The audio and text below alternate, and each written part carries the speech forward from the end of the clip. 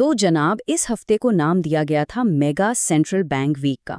और सच पूछें तो ये मेगा ही साबित हुआ, लेकिन शायद इस तरह नहीं जिसकी कोई तवक्को कर रहा था। ये एक ऐसा हफ्ता था जिसके आखिर में मार्केटों में कुछ ऐसी चौंका देने वाली और गैर मुतवक्का हरकतें हुईं कि सब दंग रह गए। आइए जरा गहराई में जाकर देखते हैं कि आखिर हुआ क्या। तो सबसे पहले आइए इस पहेली के पहले हिस्से पर नजर डालते हैं। सोने की कीमत में एक ड्रामाई और कहना चाहिए कि बहुत शदीद गिरावट देखने में आई। सिर्फ एक हफ्ते के अंदर तकरीबन $400 की। ये कोई मामूली बात नहीं थी। और फिर कहानी का दूसरा और इतना ही हैरान कुन पहलू, एक तरफ सोना बुरी तरह गिर रहा था तो दूसरी तरफ बरतानवी पाउंड की कदर में एक ही दिन में जबरदस्त इजाफा हुआ। तो सवाल ये उठता है कि आखिर हुआ क्या? ये एक दूसरे से बिल्कुल उल्ट मूव्स क्यों देखने को मिले? इस तज्जिए में हम इन वजूहात की तह तक पहुंचेंगे जिन्होंने मार्केट में ये ड्रामाई तब्दीलियां पैदा की। चलें, इसकी तह तक पहुंचते हैं। सबसे पहला सुराग एक ऐसे मुआशी डेटा में छुपा था जिसे ज्यादातर लोगों ने, सच कहूं तो, नजरअंदाज कर दिया था।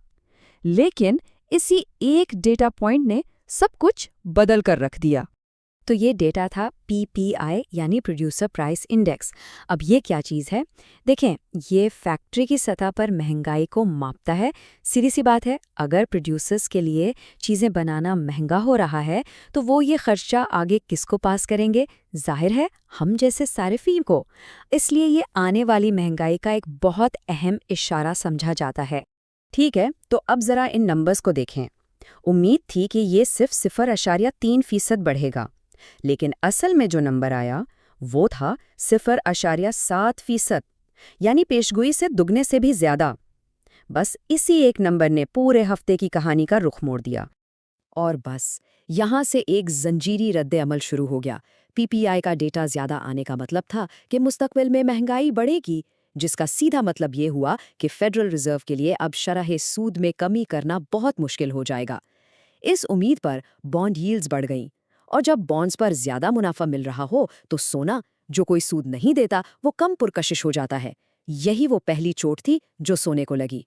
चलें, अब आते हैं हफ्ते के अगले हिस्से पर, जहां दुनिया के बड़े बड़े सेंट्रल बैंक्स को इस नई ऊंची महंगाई की हकीकत का सामना करना था और अपने फैसले सुनाने थे। जरा इस टेबल पर एक नज़र डालें।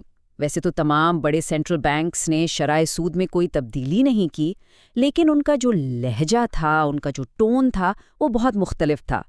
फेडरल रिजर्व तो मोहतात था, लेकिन असल धमाका किया बैंक ऑफ इंग्लैंड ने। और ये स्लाइड असल कहानी बताती है। ये बैंक ऑफ इंग्लैंड की पॉलिसी में एक ड्रामाई तब्दीली है। फरवरी में कमेटी में 5-4 की तकसीम थी, यानी 4 लोग शरह सूद में कमी के हक में थे। लेकिन एक महीने बाद मार्च में फैसला 9-0 से मुत्तफिका तौर पर शराएं बरकरार रखने का था। यानी वो चारों लोग जो कमी चाहते थे, सबके सब अपने मौक़िफ़ से फिर गए। तो सवाल ये है कि ऐसा क्यों हुआ? इसकी वजह सीधी सीधी मशरिक वस्ता में जारी कशीदगी थी। बैंक ऑफ इंग्लैंड के एक मेंबर ड्यू रैमसिडन, जो पहले शरह में कमी चाहते थे, उन्होंने खुद कहा कि इस तनाज़े की वजह से जो मौशी झटका लग रहा है, उसने मुझे अपनी पोजीशन पर दोबारा सोचने पर मजबूर कर दिया है। ठीक है, तो अब जब हमारे पास सारे टुकड़े मौजूद हैं, आइए उन 2 बड़ी मार्केट मूव्स को जोड़ते हैं जिनसे हमने ये सारा तज्जिया शुरू किया था, सोने की बड़ी गिरावट और पाउंड का ज़बरदस्त इजाफा। तो हुआ ये कि सोने के लिए एक परफेक्ट स्टॉर्म बन गया। पहली वजह PPI का झटका, जिससे बॉन्ड यील्ड्स बढ़ गईं। दूसरी वजह फेड के सख्त बयानात, जिससे ये लगा कि शरह सूद ऊंची ही रहेगी। और तीसरी, और ये बहुत अहम है, वॉर प्रीमियम। देखिए, आमतौर पर जंग के दौरान सोना महंगा होता है क्योंकि इसे महफूज समझा जाता है, लेकिन चूंकि इस हफ्ते कशीदगी में कोई बड़ा इजाफा नहीं हुआ, तो कीमत को सहारा देने वाला ये फैक्टर भी कमज़ोर पड़ गया। और ये स्लाइड इस गिरावट को कदम ब कदम दिखाती है। देखें, PPI के डेटा से पहले सोना $5,000 से ऊपर था।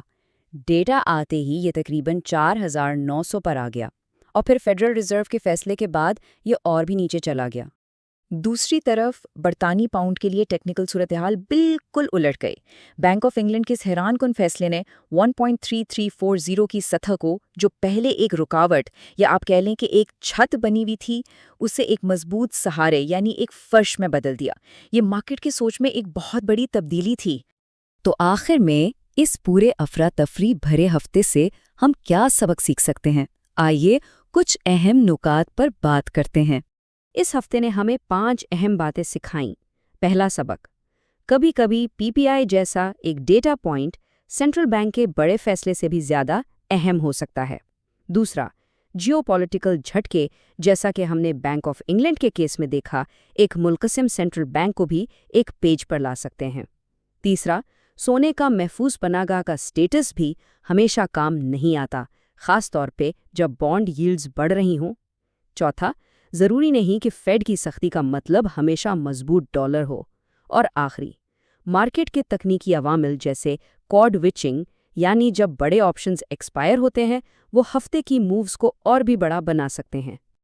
اور ہم اس تجزیے کو اس آخری سوچنے پر مجبور کرنے والے سوال کے ساتھ ختم کرتے ہیں، جب مہنگائی کا ایک جھٹکا جنگ کے اثرات پر بھی بھاری پڑ سکتا ہے، تو کیا کوئی بھی محفوظ پناہ گاہ کہلانے والا اثاثہ واقعی میں محفوظ ہے؟